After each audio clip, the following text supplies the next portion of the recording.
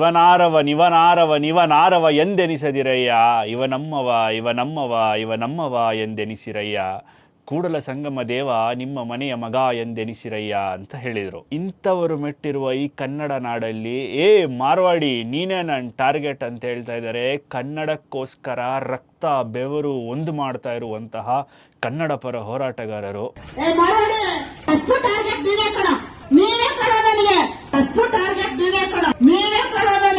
ಜಗದ್ಗುರು ಬಸವಣ್ಣ ಅವ್ರು ಹೇಳಿದ್ದನ್ನ ಕೇಳದೆ ಇದ್ರೆ ಹೋಗ್ಲಿ ಬಿಡಿ, ನಿಮ್ಗೆಲ್ಲ ಅನ್ನ ನೀರು ಹಾಕಿ ಸಾಕ್ತಾ ಇರೋ ನಿಮ್ಮ ದಣಿಗಳೇನು ಹೇಳಿದ್ದಾರೆ ಗೊತ್ತಾ? ಆ ಅಪಭ್ರಂಶವನ್ನ ನೀವೇ ಕೇಳಿ. ಬಸವಾಜಿನೇ ಕಹಾ ಥಾ ಇಬ್ ನರ್ವಾ ಇಬ್ ನರ್ವಾ ಇಬ್ ನಂಬಾ ಇಬ್ ನರ್ವಾ ಇಬ್ ನರ್ವಾ ಇಬ್ ನಂಬಾ.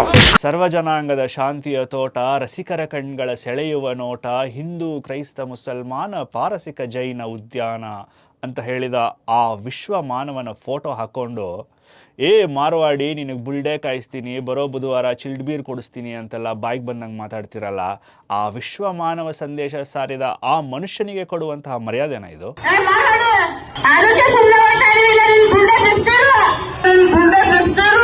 ನುಡಿದರೆ ಮುತ್ತಿನ ಹಾರದಂತಿರಬೇಕು, ನುಡಿದರೆ ಮಾಣಿಕ್ಯದ ದೀಪ್ತಿಯಂತಿರಬೇಕು, ನುಡಿದರೆ ಸ್ಫಟಿಕದ ಶಲಾಕೆಯಂತಿರಬೇಕು, ನುಡಿದರೆ ಲಿಂಗ ಮೆಚ್ಚಿ ಹೌದೆನಬೇಕು, ನುಡಿಯೊಳಗಾಗಿ ನಡೆಯದಿದ್ದರೆ ಕೂಡಲ ಸಂಗಮ ದೇವನೆಂತೊಲಿವನಯ್ಯ ಅಂದರು. ಬುಲ್ಡೆ ಕಾಯಿಸ್ತೀನಿ, ಬಿರಿಯಾನಿ ಮಾಡ್ತೀನಿ, ಮುದ್ದೆ ತೊಳಿಸ್ತೀನಿ, ಮುಸ್ರೆ ತೊಳಿತೀನಿ, ಈ ಥರದ ಮಾತುಗಳನ್ನು ಆಡ್ತಿರಲ್ಲ, ಇದೆಲ್ಲ ಯಾರನ್ನ ಮೆಚ್ಚೋದಕ್ಕೆ ಆಡ್ತೀರಾ? ನಿಮಗೆ ಅನ್ನ ನೀರು ಹಾಕಿ ಸಾಕ್ತಾ ಇರೋ ಆ ದಣಿಗಳನ್ನ ಮೆಚ್ಚೋದಿಕ್ಕ? ಕನ್ನಡ ಬರ್ದೇ ಇರೋರಿಗೆ ಬುಲ್ಡೆ ಕಾಯಿಸ್ತೀನಿ ಅನ್ನೋದೇ ನಿಮ್ಮ ಸ್ಟ್ಯಾಂಡ್ ಆದ್ರೆ ಈ ಪ್ರಬುದ್ಧನ ಬಗ್ಗೆ ನೀವೇನು ಹೇಳ್ತೀರಾ? ನಂಗೂ ಖುಷಿ, ಎಲ್ಲ ಜನ ನಮ್ ಪಕ್ಕನೇ ಇದ್ದಾರೆ, ಪ್ರೀತಿ ಎಲ್ಲ ತೋರ್ಸ್ತಾರೆ. ನಾನು ಇಲ್ಲಿ ಬಂದು ನನ್ನೂರಲ್ಲೇ ಇರ್ಬೇಕು, ನಾ ಎಲ್ಲಾರು ಮನೇಲಿ ಬರ್ಬೇಕು, ಎಲ್ಲಾರು ಅದು ಅದು ನನ್ ತಾತಾಗೇನೆ ನಾನು ಇಲ್ಲಿದ್ದೀನಿ. ಈ ಸಲ ಸರ್ಕಾರ ನಮ್ದೇನೆ ಬರ್ಬೇಕು. ಇಲ್ಲಿ ನನ್ನ ಅಪ್ಪದ ರಕ್ತನೇ ನನ್ ಮೇಲೆ ಇದೆ, ಅದಕ್ಕೆ ನಾನು ಇಲ್ಲಿ ಬಂದು ಎಲ್ಲಾರು ಜನ ಜೊತೆನೆ ಮಾತಿ ಅವ್ರೇನ್ ಹತ್ರ ಕೆಲಸ ಆಯ್ತು, ನಾನೇ ಕೆಲಸ ಇವಾಗ ಮಾಡ್ತೀನಿ. ಓಕೆ, ಈತ ಶೆಕ್ಯುಲರ್ ಸಿದ್ದರಾಮಯ್ಯನವರ ಮೊಮ್ಮಗ. ಚಿಕ್ಕಪೇಟೆಯಲ್ಲಿ ಅಮಾಯಕರಿಗೆ ಹಾಕಿದ ಹವಾಜ್ನೆ ಈತನಿಗೂ ಹಾಕೋ ಅಷ್ಟು ಉಪ್ಪು ಖಾರ ನಿಮ್ಮ ದೇಹದಲ್ಲಿದೆಯಾ? ಇನ್ನು ಮುಂದೆ ಈ ಥರದ ಘಟನೆಗಳು ಜಾಸ್ತಿ ಆಗ್ತಾ ಹೋಗ್ಬೋದು. ಯಾಕೆ ಅಂದರೆ ಇವನ್ನೇ ಬ್ರೇಕಿಂಗ್ ಇಂಡಿಯಾ ಫೋರ್ಸಸ್ ಅಂತಾರೆ.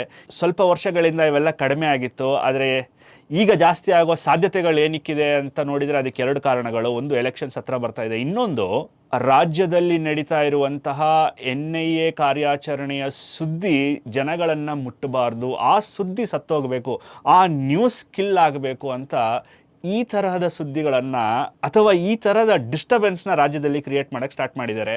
NIA ಕಾರ್ಯಾಚರಣೆಯಿಂದ ಬಹಳಷ್ಟು ಭಯೋತ್ಪಾದಕರು, ಐಸಿಸ್ ಅಥವಾ PFI ಸಂಘಟನೆಗೆ ಸೇರಿದ ಬಹಳಷ್ಟು ಉಗ್ರರು, ಟೆರರಿಸ್ಟ್ಗಳು ಸಿಕ್ಕಾಕೊಂಡಿದ್ದಾರೆ. ಅವರ ಹತ್ರ ಬಹಳಷ್ಟು ಭಯೋತ್ಪಾದನೆಗೆ ಬೇಕಾಗಿರುವಂತಹ ಸಾಮಗ್ರಿಗಳು ಸಿಕ್ಕಿದೆ. ಈ ನ್ಯೂಸ್ ಆಚೆ ಬಂದರೆ ಕರ್ನಾಟಕದಲ್ಲಿ ಭಯೋತ್ಪಾದನೆ ಜಾಸ್ತಿ ಆಗ್ತಾ ಇರೋ ವಿಷಯ ಕನ್ನಡಿಗರಿಗೆ ಗೊತ್ತಾಗ್ಬಿಡತ್ತೆ. ಇದು ಮುಂದೆ ಲೋಕಸಭಾ ಎಲೆಕ್ಷನ್ಸಲ್ಲಿ ತೊಂದರೆ ಆಗತ್ತೆ ಅನ್ನೋ ಕಾರಣಕ್ಕೆ ಈ ಥರದ ಸುದ್ದಿಗಳನ್ನು ಮುಚ್ಚಾಕೋದಕ್ಕೆ ಇಂಥ ಫ್ರಿಂಜ್ ಎಲಿಮೆಂಟ್ಸ್ಗಳನ್ನ ರೋಡ್ ಮೇಲೆ ಬಿಡ್ತಾ ಇದ್ದಾರೆ. ಅವರು ಅವ್ರ ಕೆಲಸವನ್ನು ಬಹಳ ನಿಯತ್ತಿನಿಂದ ಮಾಡ್ತಾ ಇದ್ದಾರೆ. ಇನ್ನು ಎಲೆಕ್ಷನ್ಗೂ ಇದಕ್ಕೂ ಏನು ಸಂಬಂಧ ಅಂತ ನೋಡೋದಾದರೆ, ನಾರ್ತು ಸೌತು ಡಿವೈಡ್ ಮಾಡಿದರೆ ಗೇಮ್ ಚೆನ್ನಾಗಿ ಆಡ್ಬೋದು ಅನ್ನೋ ರಾಜಕೀಯ ಪಕ್ಷಗಳ ಷಡ್ಯಂತ್ರ ಇದು. ಅಂದರೆ ಪಂಚರಾಜ್ಯ ಚುನಾವಣೆ ಬಂದಿದ ತಕ್ಷಣ ನಾವೆಲ್ಲ ನೋಡಿದ್ವಿ, ಟೂಲ್ ಕಿಟ್ ಒಂದು ಹೊಸ ಶುರುವಾಗಿದೆ. ನಾರ್ತ್ ವರ್ಸಸ್ ಸೌತ್, ಅಂದರೆ ಉತ್ತರ ಹಾಗೂ ದಕ್ಷಿಣ. ಭಾರತ ಜೋಡೋ ಯಾತ್ರೆ ಮಾಡಿದ ಪಕ್ಷದವರೇ ಸೌತ್ ಬೇರೆ ನಾರ್ತ್ ಬೇರೆ ಅನ್ನೋ ಒಂದು ಪ್ರಪಗಂಡವನ್ನು ಹರಿದು ಬಿಡ್ತಾ ಇದ್ದಾರೆ.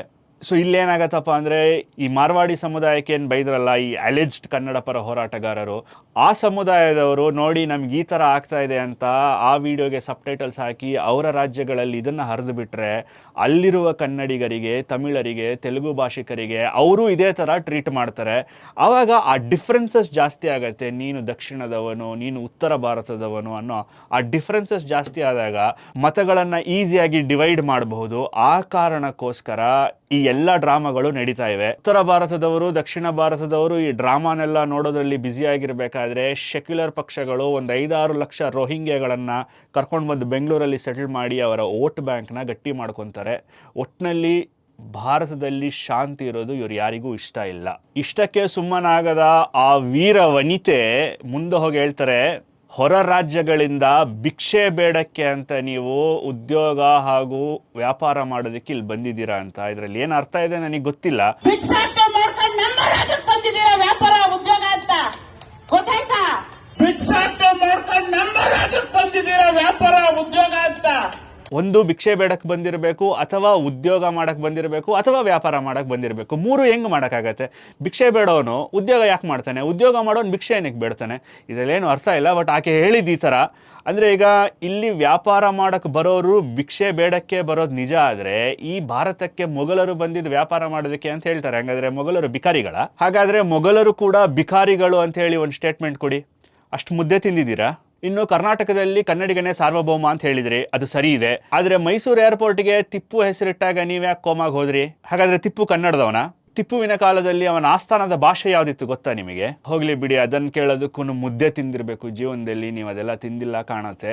ಇನ್ನು ಗೌಡ್ರ ಆದೇಶ ಆಗಿದೆ, ಬೋರ್ಡ್ 60 ಇರಬೇಕು, 90 ಇರಬೇಕು, ಕ್ವಾರ್ಟರ್ ಇರಬೇಕು, ಫುಲ್ ಬಾಟ್ಲ್ ಇರಬೇಕು ಅಂತೆಲ್ಲ ಹೇಳಿದ್ ನೀವು. ಗೌಡ್ರು ಆದೇಶ ಮಾಡ್ಕೊಂಡ್ಬಂದ್ವಿ ಅಂತ ಅಷ್ಟೇ ಹೇಳಿದ್ರೆ ಗೌಡ್ರು ಈ ಕಾರ್ಯಕ್ರಮದಲ್ಲಿ ಬೋರ್ಡಲ್ಲಿ ಎಷ್ಟು % ಕನ್ನಡ ಇದೆ ಅಂತ ಹೇಳ್ಬೋದಾ? ಈ ಫೋಟೋದಲ್ಲಿ ಕಾಣುವಂತಹ ಯಾರ ಮುಂದೆ ಆದರೂ ಹೋಗಿ ಏಯ್ ನಿನ್ ಬುಲ್ಡೆ ಕಾಯಿಸ್ತೀನಿ ಅಂತ ಹೇಳೋ ಅಷ್ಟು ಉಪ್ಪು ಖಾರ ನಿಮ್ಮ ದೇಹದಲ್ಲಿದೆಯಾ?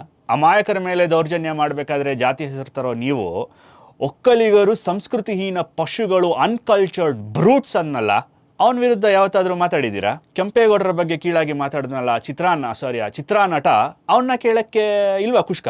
ಎಲ್ಲಾದರೂ ಇರು, ಎಂತಾದರೂ ಇರು, ಎಂದೆಂದಿಗೂ ನೀ ಕನ್ನಡವಾಗಿರು ಅಂತ ಹೇಳಿದರೆ ಹೊರತು ಕನ್ನಡ ಶಾಲಾ ಹಾಕೊಂಡು ಗೂಂಡಾಗಿರಿ ಮಾಡು ಅಂತ ಹೇಳಲಿಲ್ಲ. ದುಡ್ಕೊಂಡು ತಿನ್ನೋದನ್ನ ಕಲೀರಿ.